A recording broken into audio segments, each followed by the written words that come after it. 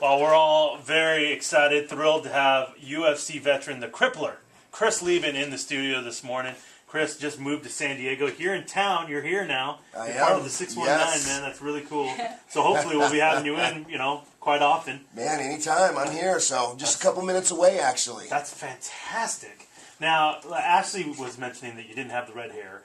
When you do your hair, that's just for the fights, right? It is anymore. I mean, the sport's gotten so big now that if I dye my hair red, I'm like, I go to the mall, it's like boom, I get bombarded, swarmed. Yeah, so it's actually worked out really well for me because for some reason, people, they can't believe it when they see me and my hair is brown. I'm like, yeah, it's crazy. It just grows like that, Right. Yeah, it's not naturally bright fluorescent red. Yeah. How bizarre. That's funny, man. And so, when the hair comes on, is there a switch, a trigger at all, or is it? Yeah, there really is. I mean, because that's been the only reason I've dyed my hair for the last 10 years right. has been to get ready to fight. So it is, to me, it's kind of become like my war makeup, I guess. Would you ever consider fighting without the hair? You know what?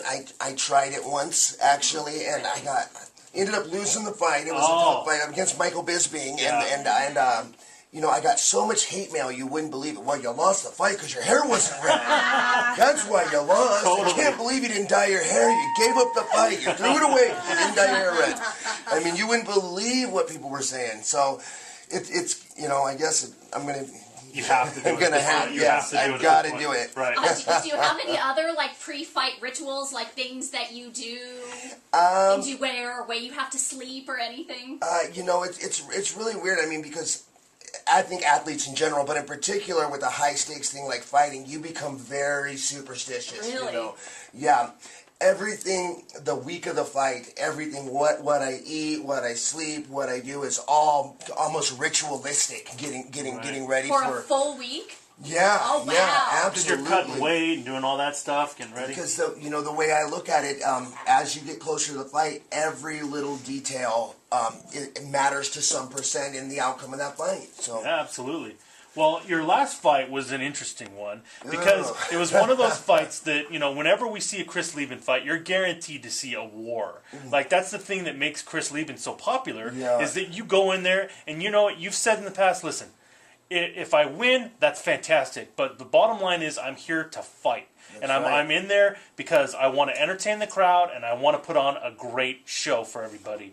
Well, the last fight, it didn't seem like it was the Chris Leben that we all know and love. A couple things going on there. One, I was slated to fight Carlos Vermola, who's a little bit of a brawler. I mean, he goes forward and he slugs. And so that's who I had done my training camp for. Right. And about 10 days out from the fight, he got hurt. So my opponent got switched from a brawler that moves forward to a left-handed wrestler that trains with Craig Jackson.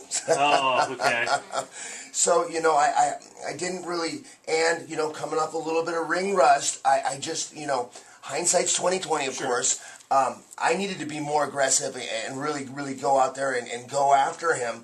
But it was crazy. The guy just didn't really want to fight. He didn't want to engage with you. He did not want to engage with me. As a matter of fact, I don't know who would, to be honest. Yeah, right? but unbelievable, right?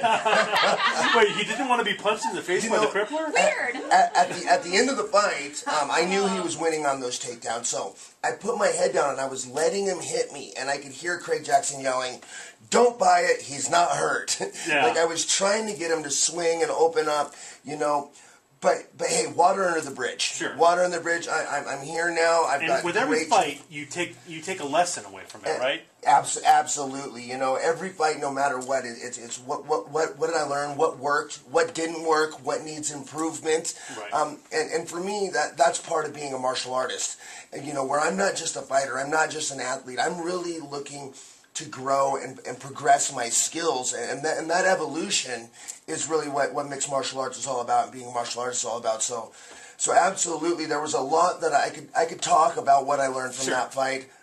Really don't want to. Yeah, But I could tell you, I definitely made some mistakes. Yeah, well, let's look forward. Then your next opponent, that's it. they have you slated fighting Andrew Craig, Yes. who is a very interesting opponent for you because he's not a household name. He's not a guy that a lot of people know about. But I'm a big UFC fan. I've been following this guy. I think he's a really good fighter, and he's one of these guys that he's good at everything. So you really have to train for everything with this kind of a guy. And that's it. That's the thing. There are no easy fights anymore. There are so many tough guys in the UFC. And I know that. And it's kind of hard when you get a guy like Andrew Craig because you know what? His skill level's where it needs to be. And he's young and he's hungry. Yeah. And he sees that I get to fight a veteran, a big name like Chris Leben. I can make a name for myself by beating you. He's following me on Twitter. He's watching my every move. Oh, wow. Yeah. So I'm paying attention to that. Trust me. Yeah. Andrew Craig, I'm watching you, watching me. I know what's going on. Yeah. I like that. You know what I'm saying? Yeah, for sure. So we're starting to get closer. I'm under 10 weeks out now from the fight. So really, the last 8 weeks is that game camp time, and this is going to be the real test. I'm going to be out here. I'm hoping to continue with the Lions. I hope they all like me.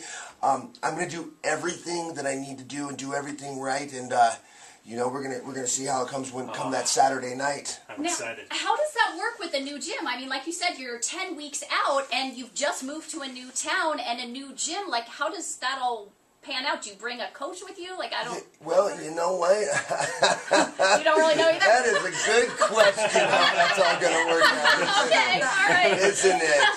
I'm hoping...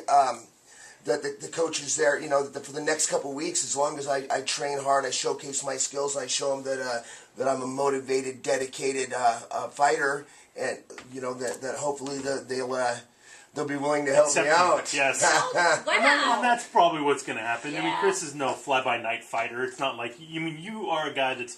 You want to train hard. You're in You're in it to win it. Yes. And they're going to see that. And those guys over at Alliance, they're going to buy it.